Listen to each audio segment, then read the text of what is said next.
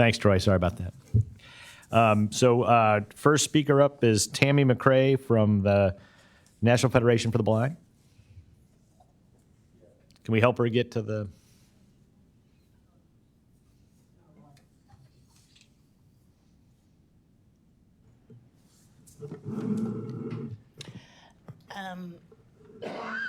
I was asked to come to just speak on issues that I'm having with the Metro bus. My main issue is not having the bus announce the stops. I'm legally blind, so it's very helpful. Just last week, I probably missed 2 or 3 buses that I could have gotten on because they didn't announce it, so I didn't know that it had came. And then another issue that I'm having is some of the bus drivers don't seem to know their routes. If I ask a question or tell them where I'm trying to go, they're not sure where to let me off or if the bus even goes that way. But my main issue is the bus is not announcing the stops. That would help with me knowing where to get off, and it's very important to let me know what bus I'm getting on, if I'm getting on the right bus or not. Because if they don't do that, then I'm just, for instance, I was on 5th Street in between Race and Vine, and there's probably like 20, 30 buses that came through there. And you have to literally get on every bus. What bus is this? Sometimes they don't even want to tell you. They want to point up. Did you see the sign or stuff like that? So it's really important to have those buses announce the stops. Great, thank you. Now, what route, I would like to know the route number. I typically... Right, it's an issue we have to make sure all the routes are doing it, but yeah. I Which route? But typically I would catch the 27, the 49, 27. Metro Plus. Okay, so it's just a variety. It's Okay. a variety. All right, thank you. Chris Wyndham, also from the National Federation of the Blind.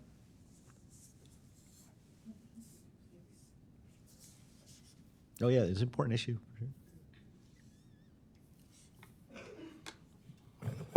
First of all, good afternoon. Hi. And I'm glad to have you all's attention with all of these issues that we can come forth and resolve them. I'm kind of piggybacking off of what she said, but also I want to piggyback off of, I want to bring forth some of the issues as far as the stops being out loud. When you own the bus, letting them know when you are coming to a certain area. Also, I know you all can't do nothing about it, but it's like routes that be missing, and then you don't find out. I'm a frequent bus driver, so I know to call down to the garage or whatever. And I will call down there because I have before. I know they know my name. To know if the bus is even out there, you know. A lot of time I ride the 49 going to work from in town, and the bus don't even be out there. So majority of the time I'm about an hour late, hour behind schedule, you know. I won't say an hour late, but from what I would have been, like a 7:15 versus a 8:45 gets me there at 8 o'clock, and I started, you know, anywhere between 7:30 and 8. Who wants to get to work on time? Right on time, you need space. But anyway, that's one of the main issues, and I'm sure we can get it together. Another question I had was, I noticed that a lot of the bus stops have been removed. But they have other seating areas because I'm familiar with, what is it, up there by Kroger's, University and Vine? No, Vine and William Howard Taft or Macmillan, right about where Kroger's is at, they took that bench away and they never put nothing back, but I guess they trying to figure out like, it's across the street over that way, across the street this way. Say they don't need a bus stop at the bus going westbound for the 31. I just would like to see a lot of more bus stops replaced with better seating. And any other issues. Other than that, we should be able to work this thing out.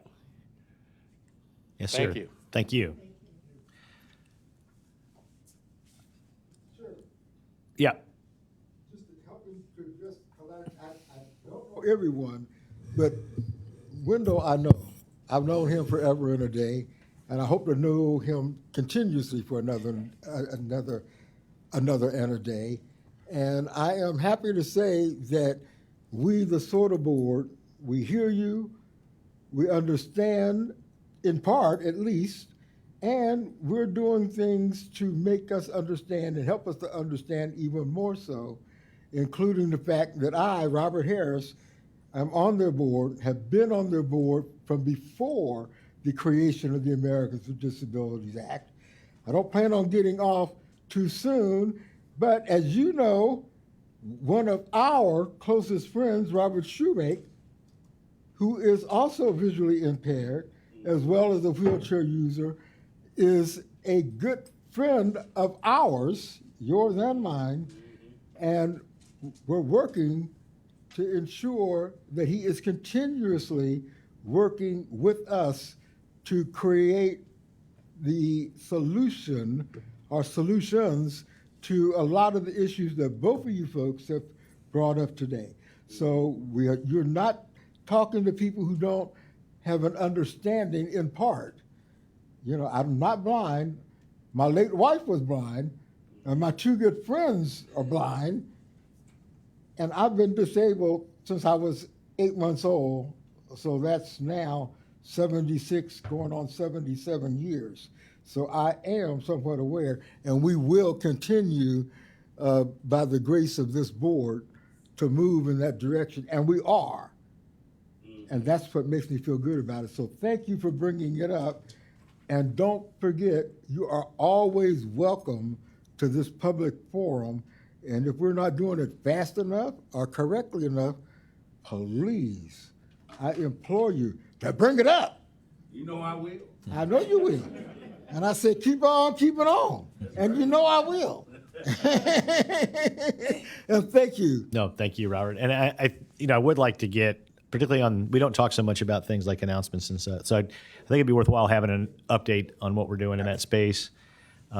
Absolutely, we will. Okay, so maybe next. That is very, very, very important, and we will address it, and we will come back to the board and give them an update. Right, thanks. We could do that next month. And I guess, and we haven't removed any benches, right? If the benches are gone, it wasn't us. We have not removed any of our benches. As a matter of fact, we're doing just the opposite. We're adding a lot more benches. Right, okay. And I've asked Troy to reach up and get the details from him, and we're going to go out and actually look at those stops that they're talking about to make sure we address those stops as well as other stops as well. Okay. Thank you. But I guess for the folks in the audience and everywhere, if there's a bench missing, we didn't take it away, so we may not be aware. So let us know if one's gone, because it wasn't a plan.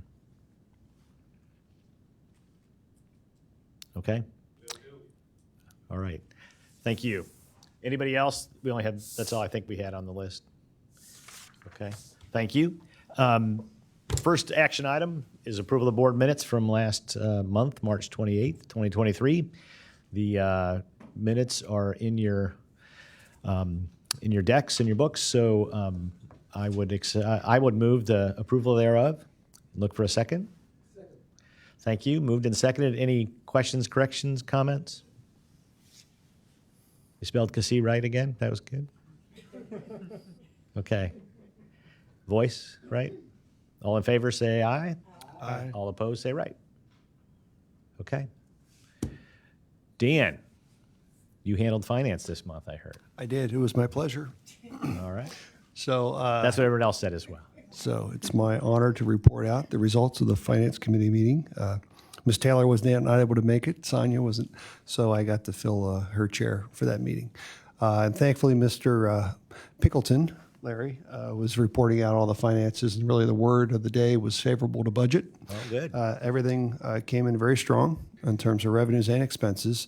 The only item that really jumped out that was unfavorable to budget was wages and benefits, and part of that is because we have open spots to fill still, and I know that we're making a lot of progress on that. That was reported out in a later committee.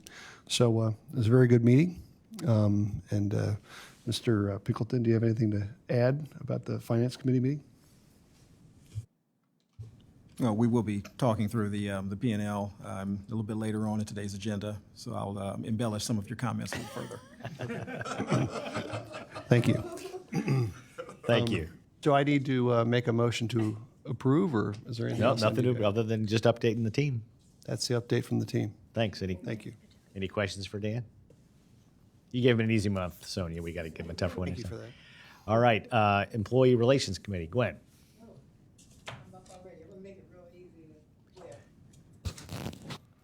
The Employee Relations Committee met, and we went through four different categories. One is recruiting and diversity outreach efforts. And so we're really working with a lot of groups, Hispanic Chamber, the Great Parks of Hamilton County, Tucasa, Life Learning Center, and Easter Seals, and the Veteran Services. So we're really trying to just spread out there to recruit. And it's an ongoing saga. And, you know, we need to be real about it. I look here at Adrian's numbers. In 2022, they hired 171 operators. And now they lost, out of 171, they lost 148. So, you know, that just tells you that number fluctuates. You bring them in, and keep in mind, we have to expend money to just recruit and bring them in. So it's a saga. We're not, you know, in this pool by ourselves. We understand that. But that's the climate we're in. Can I ask a question? The 148, that was from the 171, or we lost 148 in total? Okay. Yeah, I'm sorry. You start out with 171, and then at the end of the year, you end up with 148. I mean, you lost 148. I mean, you hired 148. I'm sorry, I reversed my number. You trained 171, and you kept 148.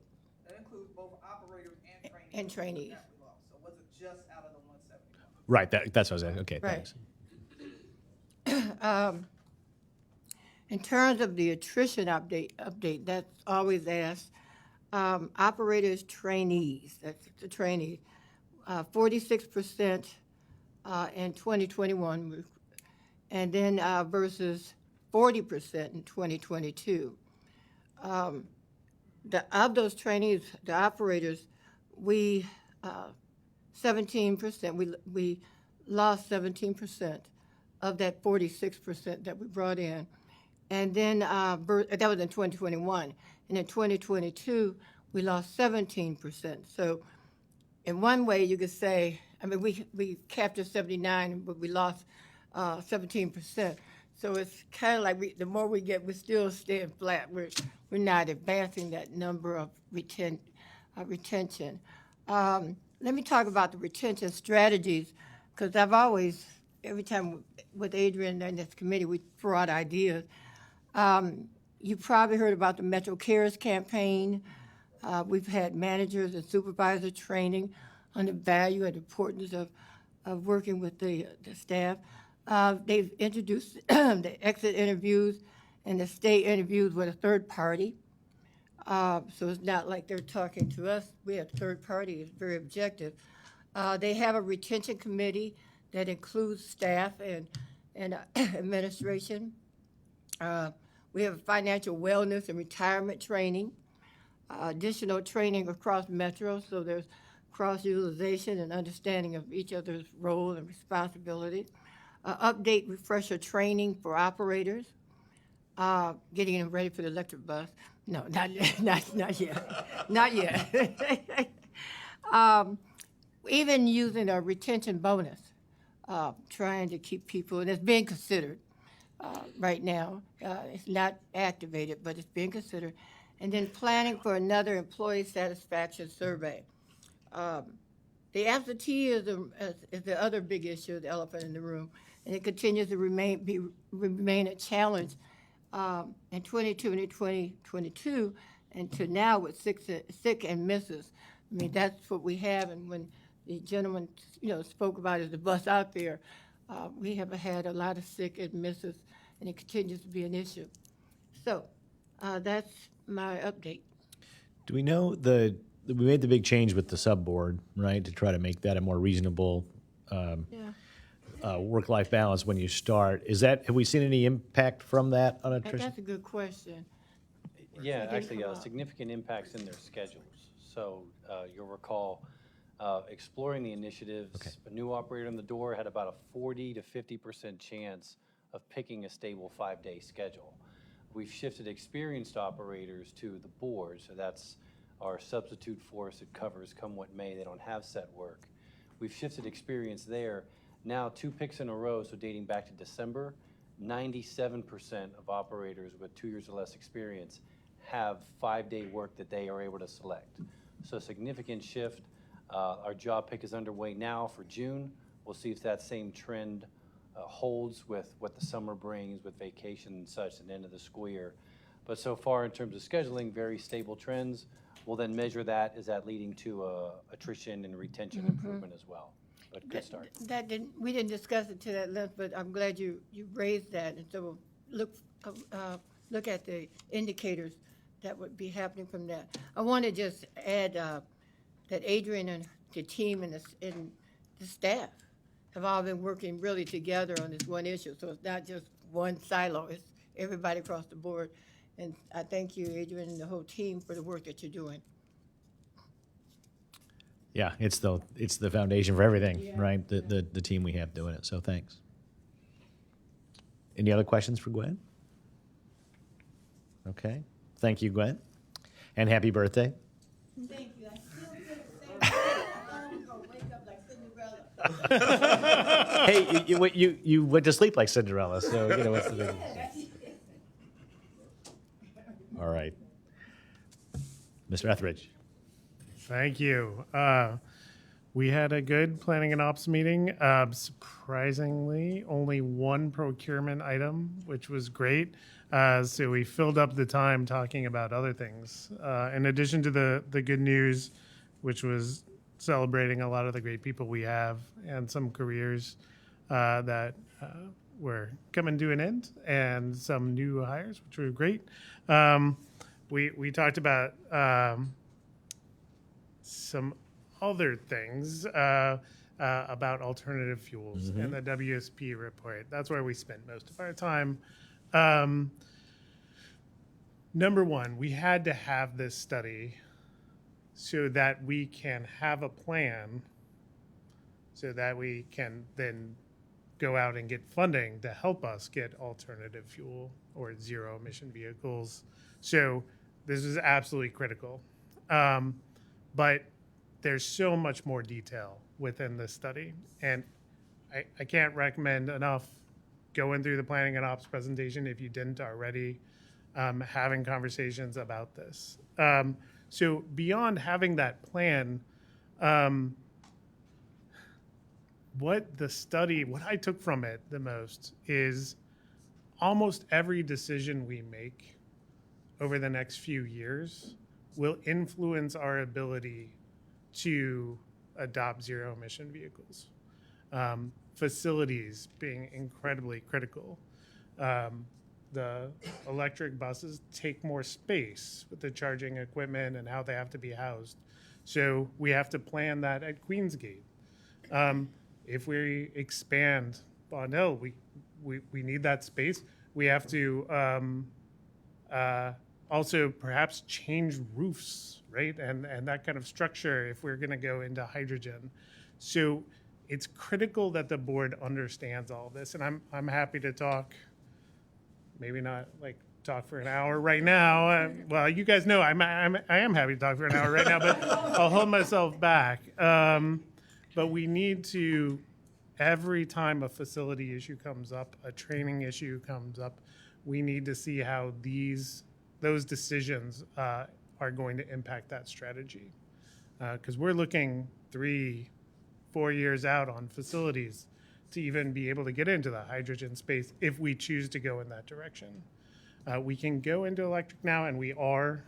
And that's good because we'll be able to start training staff, training maintenance, getting used to it, and seeing which direction we want to go.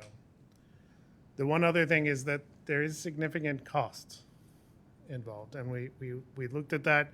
This space will evolve, but there's a lot of cost with the vehicles, with fueling the vehicles or powering the vehicles. I don't even quite know what the right words are all the time for zero emission. And then there's risks as well.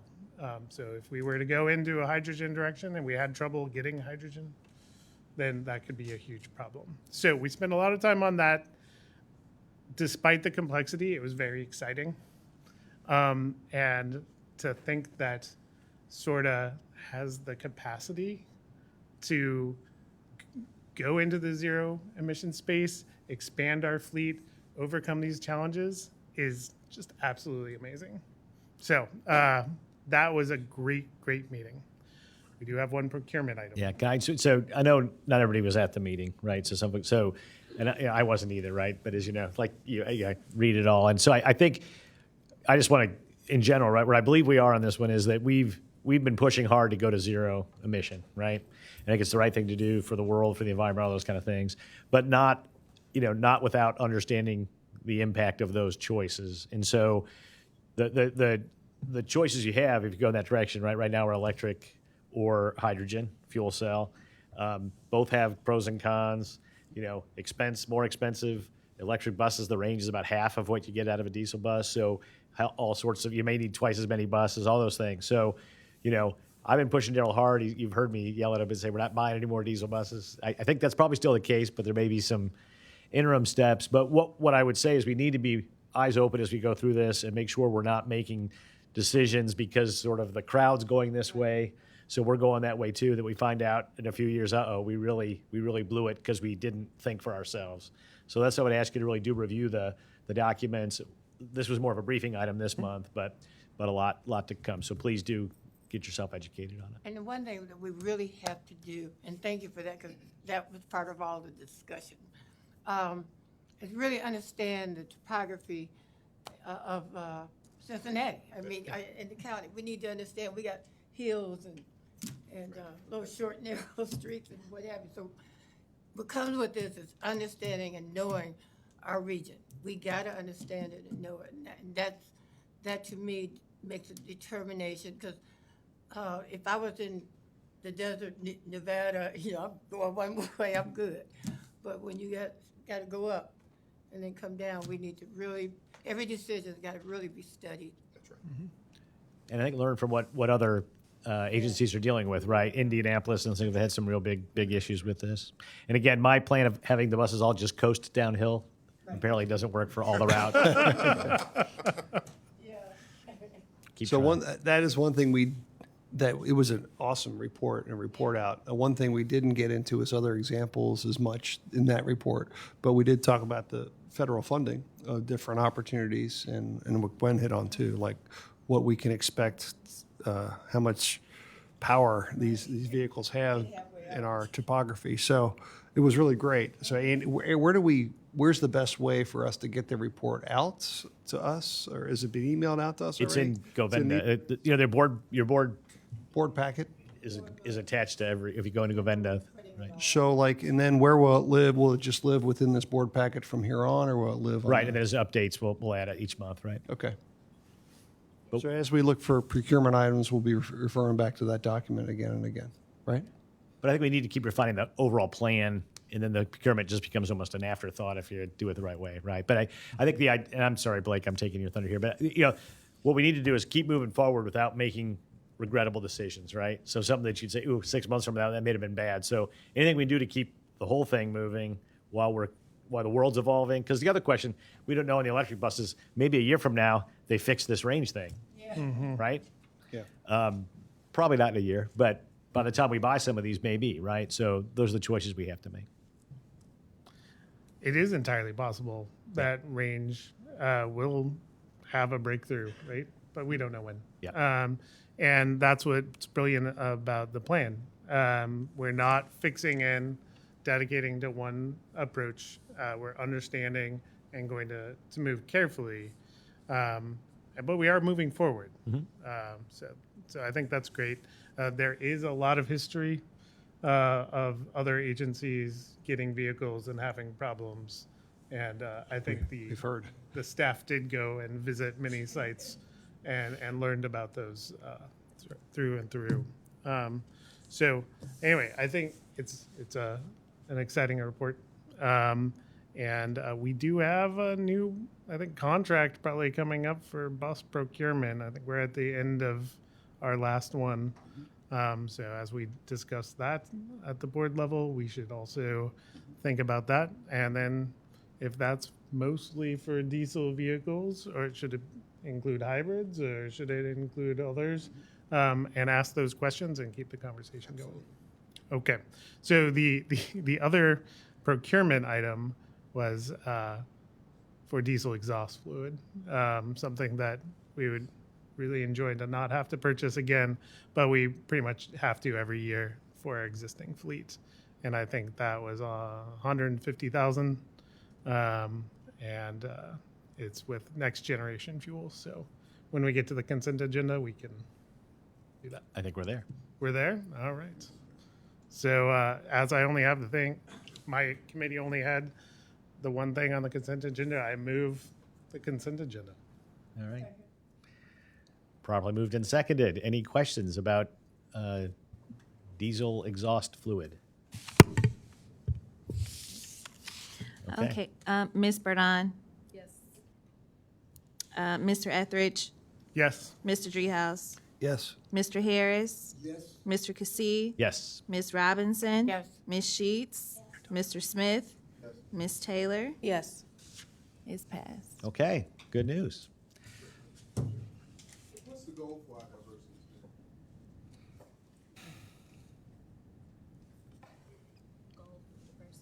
There's a couple different ways about talking about goals. There's like a federal requirement and then local requirements, and they can be set for each procurement. But I would defer to staff to get that all right. I will tell you, we are really proud of the fact that in 2022, we reached 26% of our contracts were spent with small and disadvantaged businesses. Our goal was 20%, but we actually reached 26%. And I believe, Andy, correct me if I'm wrong, $4.1 million of our spend on contracts went to small or disadvantaged business. He is correct. There are two different DBE conversations. Whenever we spend federal dollars, we have to follow the federal procurement rules. But for our local dollars, we also are very aggressive in making sure that we reach levels that are very sustainable to keep new businesses, small businesses in business. And we're happy to say that. Raised it up. I didn't tell That, that's right. I came all over it. I'm happy to say that this board pushes us very hard, and we have lots of events, and we love having Gwen come out and speak at our events to make sure we are a part of the community and helping this community thrive. Thank you for that. But one of the things that we could do, I believe, to be close with Sheriff Brown and all the other legislators, we need to keep bringing this before them, because the federal is lower than our local, more restricted. And I think, like everything, there's always complications. So when you say 20% of $4 million being 20%, that means $20 million of spending on contracted items through the operating expense. That's correct. Obviously, that's not everything we spend because we, Correct. So, right. For example, our operating budget and all the salaries that are paid to bus operators and maintenance staff, that's not part of procurement. And that's that's the biggest part of our budget. So it is those contractual opportunities when we do procure items. And we actually aren't constrained by the federal benchmark. The feds give us a goal that we have to calculate strictly according to their terms. But we can and we have exceeded that. And just by point of reference, Daryl mentioned that we were just over $4 million in DBE spend last year in 2022. In I believe it was 2018, we were at $70,000. So it's been a massive shift. I'd probably argue that's probably one of the biggest increases in the industry that we've seen in the last 4 years in terms of our DBE spend. So again, what's the ceiling? We don't know because we've been climbing every year for the last 3 or 4 years. I think we just keep going until we hit it. And so what we have put a lot of effort into is every procurement, right? Having the discussion. Did we look for and find DBE opportunities? Have we talked to folks? If we're not getting people bidding, why? So really having a great thorough discussion item by item. And the challenge you get to is some things. There's not very many small businesses that make buses, right? That's our biggest capital spend. So we're a little bit limited on some of those opportunities, but continuing to make sure, and I'll give the procurement group a lot of credit, right? They've worked very hard to make sure they're having good dialogues, and I think it's because Gwen and the rest of the board has pushed hard. So we'll keep looking for opportunities. So I'm also proud to say that as we talked about the $4.1 million for the calendar year of '22, we've already spent $2.2 million this year. So we should exceed even the aggressive goal that we had last year. One other thing is we invested in software to support the procurement team to better be able to track all the questions and the data around this, which is important for the new board members to know. So it's fine to ask detailed questions about this. That's how we can talk about these trends, because we have it in that software, we have it organized, we have staff that is paying close attention to it. And they've come and given presentations over the past few months, like, I don't know, it was maybe quarterly. So, yeah, that's really good too, because when I first joined the board, we didn't know as much, so. Okay. Any other questions for Blake? Okay. Excellent work in the committees. And so next action item is to talk about the committee schedule. I think we're going to pull it up, right? So as you know, a lot of the detailed work gets done in the committees, and then we get to the board when many of us have already seen the details in the committees, and we kind of get through approving things fairly straightforwardly. We've had some challenges in the committees for a couple of reasons. One time, times we try to do every committee all at the same time. So if we have finance and planning and ops, which we have every month, right? Then we put on top of it employee relations, paratransit. Suddenly, we're talking about 5 or 6 hours of meetings if we're not careful. And my experience would say that by 11 or so, the crowd's thinned out quite a bit, right? So what I'm proposing is for those committees that we don't have every month, we put those on Thursdays. I know that can create some, there's 2 days of effort there, but I know we're not getting the full attendance when we do it just on Tuesdays. And maybe we make some choices about what to do. But I'd like to, so what I'm proposing, right, is that we keep Tuesdays for the standard meetings, Thursdays for the ad hoc committees, still the same board of 1 month during the day and 1 month in the evening. The executive committee, I was looking at that, you only have one executive meeting? They're also called as needed. So the executive committee there, I think, is around the CEO review. So that's pre-planned every year. But yeah. Okay, so you're going to use that Thursday for that, okay. Yeah. But I know it, creates different burdens and all these things, right? I know the staff sometimes would like it all to happen at once. But like I said, I know that even when we say that, we don't execute it very well as a group, because we have lives outside of SORTA. This is SORTA's number one, obviously. SORTA, family, God, those kind of. So, I don't know that we have to vote on this today. If you want to vote on it today. Right. But I also have a question. Did you want to keep 8:30? Did you want to do So that was the other thing. So in part of it is right, because I'm always trying to get back to Michael by midday. But so I was proposing moving the finance committee up to 8:30. A couple years ago it was at 8. Then it drifted back to 9. But again, as we put these things together, I'm open for discussion. I'm not trying to jam this down anybody's throat. So 9 o'clock is good. at a more civilized hour, is that what you're saying, Gwen? 8:30 works better for what I do as well. Yeah. I think I'm on the record for starting at 7 a.m. Yes. So.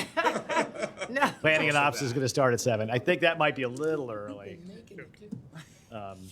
So this would be the finance committee would be at 8:30. But so what I might poll is all the finance committee members and let you all decide if that's okay to start earlier or not. Larry, I can't tell where you're looking at. I serve at the pleasure of the board, so if you want to start, That's the same answer. I gave 8:30 you. is fine That's with me, 9 is fine with me. Okay. Very good answer.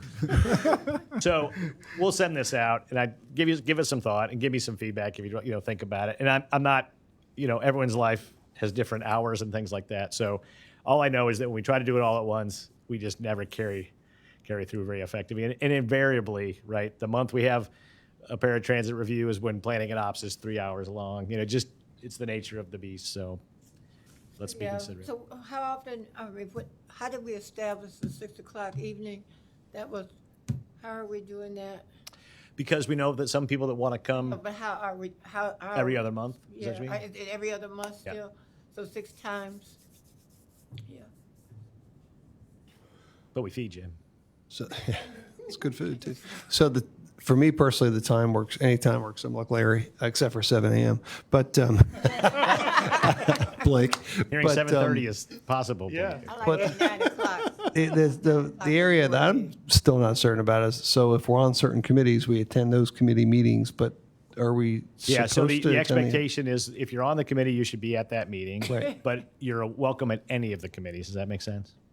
Yeah, so that's where I get confused. So should we come to the committee meeting if we're not on the committee?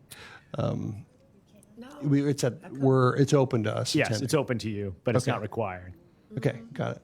All right. One of the tricky things is planning and ops follows immediately after finance. Okay. So if it's a short finance meeting, and if you were to show up at 9:30 for planning and ops, Oh, I see. but we started at 9:20 because we just followed right on. So Yeah, you have Pete to be did a little that. careful with that. Pete did Since that it's this planning past and meeting ops, it because was- we were like 20 minutes and Pete got here around 9:30 and. Because the other thing we started do is we could split up finance and planning and ops to different days. That doesn't get great support from the staff, I'll tell you. Right? Okay, I was just asking. Yep. No, I'll it's do fair. whatever. Because I think historically when we first started, right, it was much clearer. We had them on different days and people only went to those meetings. But we were trying to get more of the detailed discussion in those. And so then by the time you got back to the board, if you hadn't at least took the time to look at the committee packet, we did the whole meeting again. Does that make Right. sense? So, all right, I'm going to let you stew on it a little bit because I threw this at you this month. But those are the questions. So feel free to reach out, or we can, we'll have discussion next month. But So Mr. without Chairman, a change, we just to be clear, if there's no action taken tonight, then the April meeting schedule remain as is. yes. You meant May, right? Because it's April now, but May. May. Right. It's For hard to April believe. results. For April results. Yeah, that's what he meant. April results. Thanks. No, it's hard to keep track. There you go. Okay. So think about it a little bit. And it's just, and I'm not trying to put people on the spot. I just know, like I said, our own behavior is sort of showing that the model right now doesn't always work effectively. Oftentimes, I mean, I don't, how many folks were the Employee Relations It was Committee? really full. Okay. Was it? Yeah. No. Usually it's me and you, right? That's okay. So. Okay. About 5 of us stayed. Oh, good. We had That's 5. because I wasn't there. They're more productive. That's right. Okay. 5. We were good. All right. But you could see everybody's after planning, but planning was shorter this Right. time. So people were able to stay. Yeah. Good. And that's part of it too. We got to try to get. But we have so much exciting stuff going on. It's hard to make the meeting short. Yeah. Okay. With that, financial report. Don't cover the stuff Dan's already done. Okay, just a few comments concerning the month of March with our statement of operations and our investment funds reserve summary. Turning your attention to the very first bar chart that we've got, which covers our revenue, our fair revenue for the month of March. Fairly consistent here as we chart the path forward. We do see a couple increases this month in CPS. The CPS component of revenue did go up in large part because we had a year-to-date true-up that's associated with the extracurricular passes that are billed to the organization. The fair revenue, call it the core base fair revenue, is also up slightly based on ridership growth for the month. I'm going to move to the summary, the profit and loss summary. For the month of March, our total revenue stood at $18.1 million, which is favorable to budget $729,000, or 4.2%. Total expense came in at $11.8 million, which is favorable to budget $923,000, or 7.2%, leading to a surplus for the month of $6.3 million, which is favorable to budget $1.7 million. And pausing here to highlight the fact that this is the third consecutive month that we have in fact seen a positive variance to our budget surplus. So not only do we have a surplus, but we've actually got favorability associated with that surplus.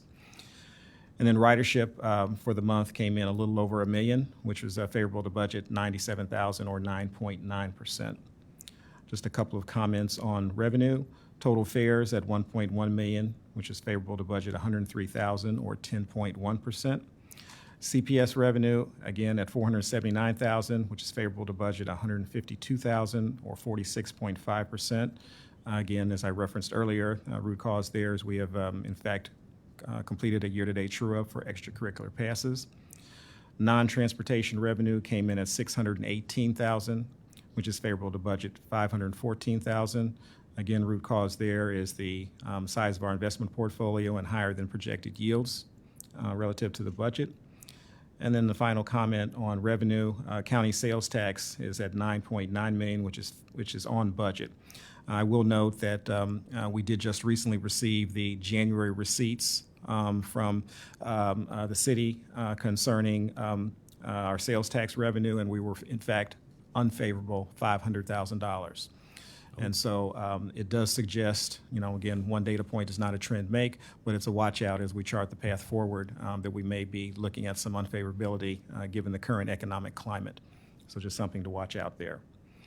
And the budget was based on the projections we got from UC? That is correct. Right, okay. That is correct. Looking at turning the corner to expenses, wages and benefits came in at $8.7 million, which is favorable to budget $422,000, or 4.6%. Root cause there is we still do have a fair amount of open positions that we're navigating through. And then I'll also say that the all other bucket came in at $1.6 million, which is favorable to by $491,000 to budget, or 23.4%. Root cause there really traces back to timing associated with the utilization of external vendors in support of various activities that we've got queued up for the budget of 2023. And so, again, in the main, the organization is still very well positioned for success, and we're off to a very strong first quarter start. I'll transition to the investment of funds summary. Overnight investments for the month of March came in at $104.4 million. Securities and CDs came in at $41.1 million for a total investment portfolio of $145.5 million, which is favorable by 13 basis points with a weighted average yield compared to the prior month. Looking at how we are positioned to accommodate our capital needs, the bottom portion of the page attempts to recap the various buckets here. One of the things that we're doing as we look at the future for the next 9 months or so is to more effectively track our utilization of our capital projects and how we're implementing against the original plan. And so these numbers that you see here, there is an attempt to, in essence, true up the activity on a monthly basis. But part of that activity, as you kind of look at it behind the scenes, is to really embrace how we are effectively implementing the capital plan. And so that will cause some change in these numbers as we chart the path forward. But right now, again, looking at the investment portfolio from above and making the appropriate accommodations for our capital reserves, we stand at a net unrestricted securities available balance of $45.6 million, which again would be contrasted against the 145 above. And so as we think about the anticipated budget surplus based on the next formally 9 months of the year, the operating budget surplus comes in at $29.2 million. And so as we think about how that all comes together, we're looking at a net unrestricted securities and 23 operating budget surplus figure of $74.8 million. which seems like a big number. Again, we want to reinforce the need, or the notion that our current plan to support BRT calls for the agency being able to commit $60 million, with the expectation that we would in fact get an 80% net figure from all of the grant funding that we would pursue. And so to the extent that there's any volatility in that expectation, then that dents further against the 74 million that I'm quoting here. So we're not out of the woods, but we are definitely positioned for success to meet the needs of that project. Yeah, just, I think you were quoting March. We had February on the screen, so some of the numbers were slightly different, but no issue. Just, I didn't want people to be confused why you said numbers that were $1 million off here, $1 million off there. Okay, sorry about that. No. Same general idea, right? So, but I think that's the thing is we have a lot of money, but it's spoken for the most part. Yes. Yeah. Questions? Does the fiscal year run from January to December? Yes, we're on a calendar year. Okay. Yes. So we vote on the budget in January? The budget was brought to the board in December of last year. This coming year, for when we would build the 24 plan, it'll be brought to the board in November. Getting better. But the reason he showed the March to December is that's the expected surplus to generate through the rest of the year, right? Larry sound like a real numbers. It's like he just talked numbers in his sleep. I know, yeah. If he says them often enough, you start to believe him. Yeah. Guilty as charged. But You can believe them. Yeah, you can. And we know we're also still getting a substantial amount of money. We're working through the CARES Act and the federal money that we got. So Yes. a lot of the surplus we're generating this year we won't be able to generate it quite so easily going forward. And nor should we, right? But it's the fact that we have this money means we're able to do all the things we said we would do in the Reinventing Metro plan. And so we have to stay diligent in that task. When does that end? I mean, is there an end date for the surplus? An end date for the surplus? Well, the CARES Act and things like CARES that. Act. The CARES Act funding concludes Q3 of '23, so September is the last month that it September's the actually last affects the month. budget. That's what most of the agencies are. Yeah, okay. Yes. So they must be doing it across the board. Huh? Right. But we'll be coming out of it in a position of strength, and a lot of agencies Right, won't. So right. Agreed. kudos to the team again. Thank you. And the money that we get to the Metro and the Move money for all the infrastructure money, is that coming out of the CARES? Any of it coming out of the CARES? Sorry, the infrastructure, the TIF funds we do? No. No, that's all. That's, all right, yeah. so we're good. Okay. And I guess we didn't have that in here, but That's what I was wondering where that. yeah, and we still have a substantial amount of money there too, right? We do. I believe it's a little about 74. It's up to $80 million, $80.5 million. And that's not counted in That is not. this report. Okay. That is not. And so of the 80, the vast majority of that's been applied or approved for projects. I Yes, guess that is everything that correct. hasn't been collected this year. Fully awarded, but not fully Expended. passed out. So We fully, okay, we rewarded, what month did we get rewarded in? Just give me my algebra. 70 some, right? So the way that TIF fund works is we reimburse them as they pay the construction bills. So is So it that's why it's been awarded. Okay. But then as they start the construction and they send us the bills for the construction, then we give them the money to pay the construction bills. So I know it isn't really our job, and I know I raised this by email. It boggles my mind that these municipalities are out spending money. I can't believe they have a lot of extra money, but they're not asking us for the money. It's crazy, and so I just want to make sure. I believe we're doing everything we can to make it easy, but it's confusing as all get out of people that say they have no cash, but we have millions of dollars that they can Yeah. claim. Right? Can we get an update on those projects? Because, I mean, I see some areas where there's still some work being done, and then in other areas that were approved of the project. I haven't seen any. Yeah, we can certainly do that. You know, can you give us an update on the, Aled, do you want to make it? Yeah, I mean, not working on this number, but to date, we reimbursed about $3 to $4 million. First year projects, some of them started and a couple finished. Most of them are still kind of gearing up to start, and that's why they haven't Okay. requested the reimbursement.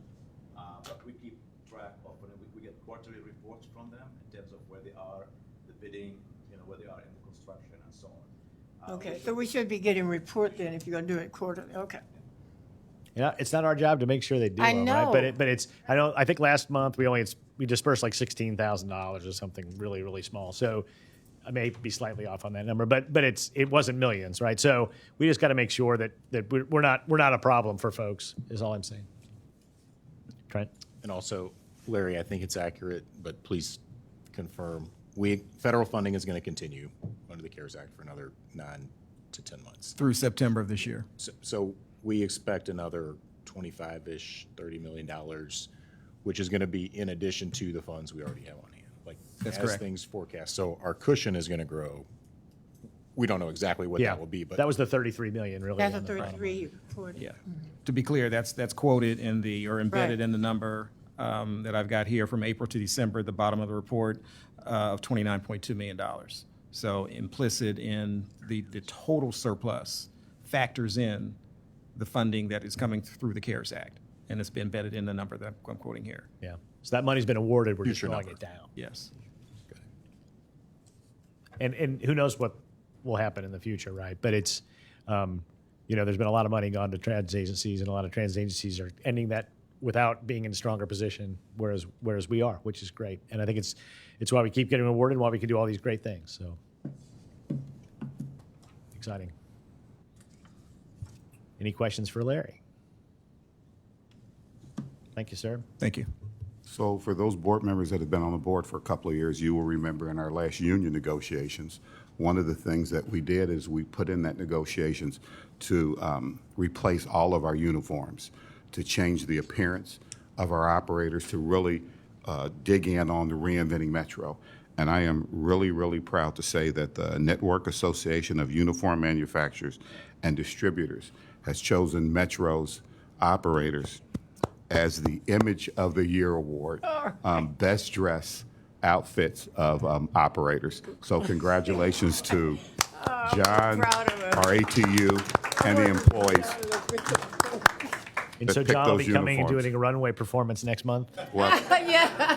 I asked him to wear the uniform today and do a runway performance, and Yes. he kind of balked at me a little bit. We're also very excited to say we made a lot of promises in issue 7, and we are living up to all of the promises that we made. The next step is Metro Now. Metro Now begins next month.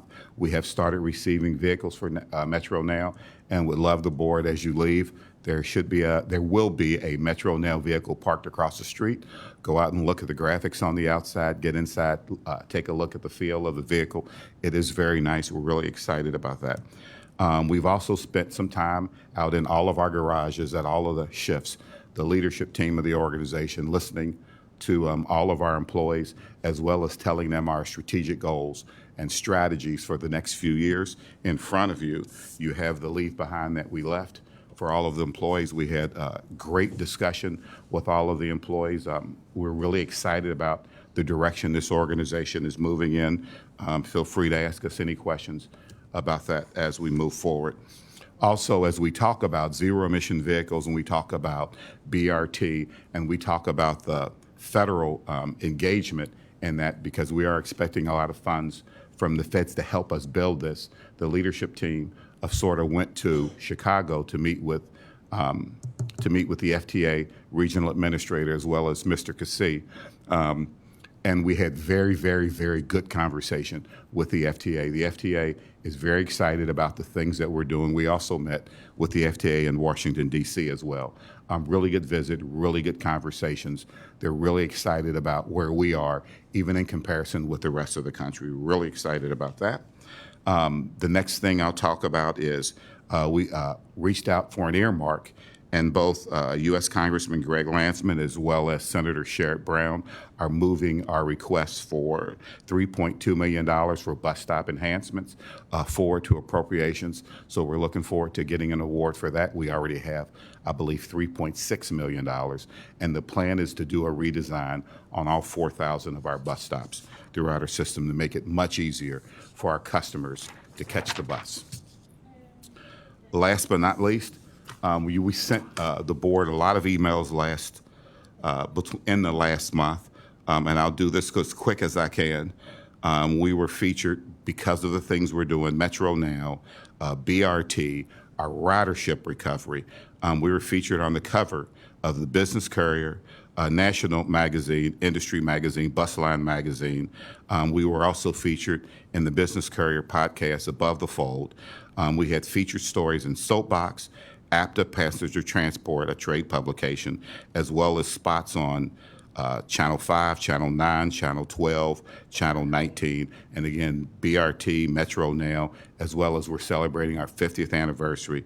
I could not be prouder to be a part of this team and have this board lead us into the future and what we're building for this organization. Thank you guys. I'll be happy to ask any questions. And I recommend you guys go, when you leave, walk across the street, take a look at that new vehicle. It's actually really cool. And thank you, Daryl. And for your leadership. Thank you. yes, I absolutely. have an amazing team. Absolutely. And Daryl will be signing copies of the Business Courier downstairs. So thank you. Great work, right? It's just so much fun, all the good things, and it's but let's not take it for granted, right? A lot of work to get there, and so should be proud. What I can tell you, spending a little time in D.C. and some places lately, just the enthusiasm for what's happening in Cincinnati at every level of this industry and with the federal government and such is just, it's really, really neat and so different than it was 10 years ago. So thank you. Any questions for Daryl? No? Any new business anyone would like to bring up? Okay. I will adjourn the meeting and we can go see the bus. Thank you. Thanks.